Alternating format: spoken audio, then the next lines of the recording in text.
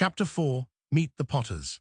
Chapter 4, Meet the Potters. 1 September 1991, Harry Potter had never considered himself particularly smart, and certainly no one he'd met in his entire life had even suggested that he might be.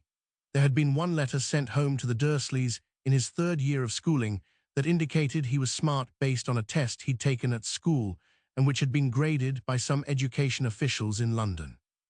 But his guardians had been convinced that he'd cheated somehow, that a freak like him couldn't possibly be gifted, so they locked him in his cupboard for a week and let him eat nothing but stale bread and water.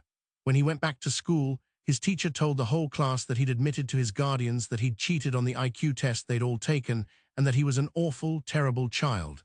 And then her hair turned blue for some reason. Magic, he now suspected.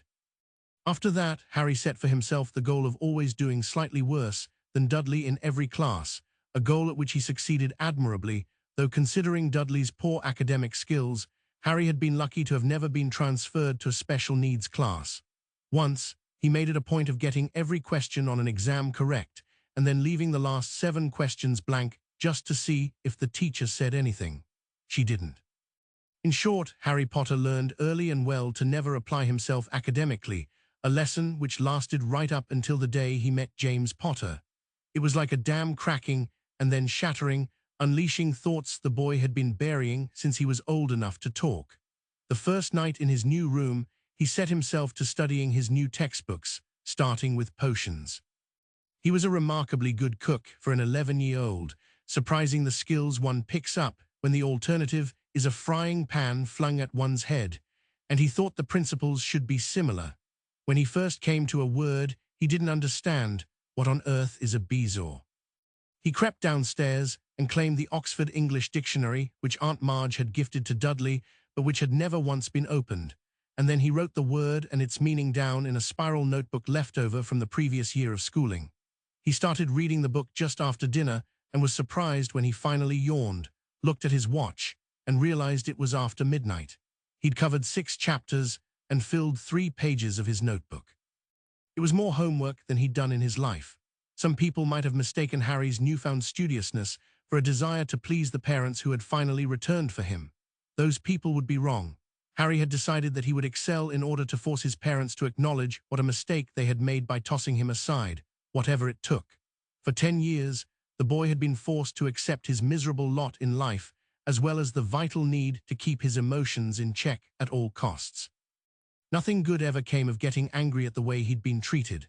But now, perhaps for the first time in his life, Harry Potter was angry, absolutely and unreservedly angry, and it was an anger that burned cold. For the entire month of August, Harry spent nearly every waking moment poring over the books he'd purchased at Flourish and Bott's. He ate sparsely and always in his room, leaving the Dursleys to learn to their disappointment just how bad a cook Petunia was.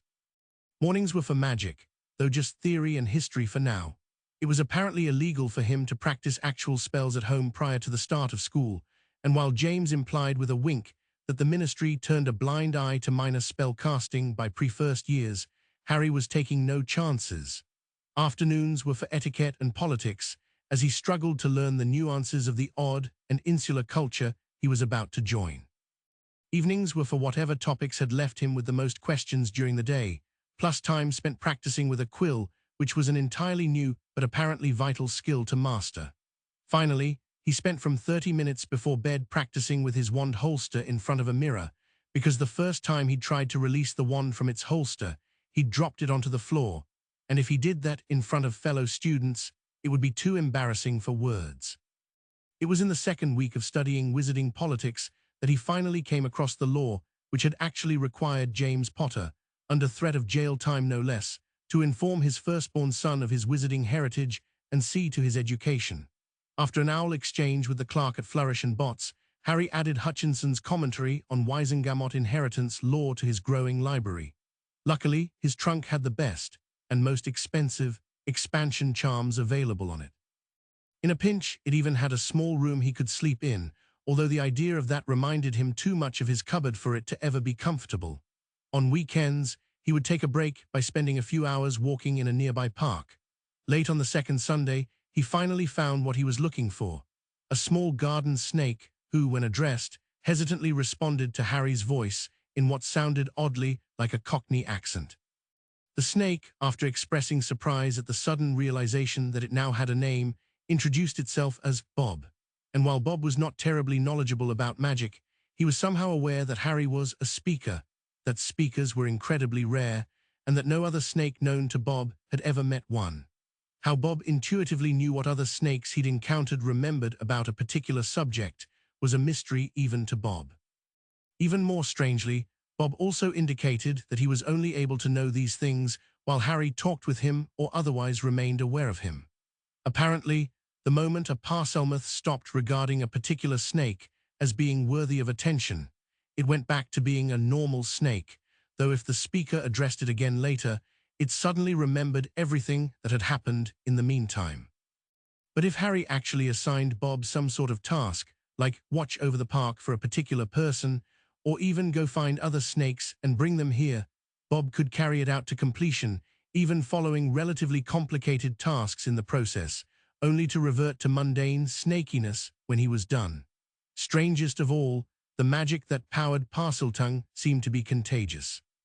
Bob could, if ordered to by Harry, go find other snakes and convey Harry's orders to them, which those snakes could then execute with at least as much intelligence and self-awareness as Bob himself had while under Harry's power.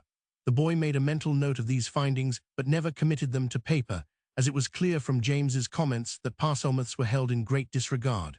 Mainly, it seemed that this was because you-know-who was well known for his Parseltongue abilities. Actually, Harry did not. Know who? And said so, but James explained that there was a powerful cultural taboo against speaking aloud the name of he who must not be named. After much prodding, James finally whispered that it was Voldemort, but advised Harry never to say it aloud in polite company or even to write it down. And so, like his Parseltongue observations, Harry did not add the Dark Lord's name to his ever-growing stack of journals. By the end of August, Harry had filled 3 spiral-bound notebooks with his notes and questions about the wizarding world, plus a 4th notebook just for calligraphy practice. He had no idea how wizards had gone so long without discovering the refillable ink pen, but he wasn't going to be the one to introduce the concept to them. On the morning of September 1st, the Potters came by bright and early to pick Harry up from 4 Privet Drive, and he finally got to meet both Lily Potter and the boy who lived. The latter was like looking into a funhouse mirror.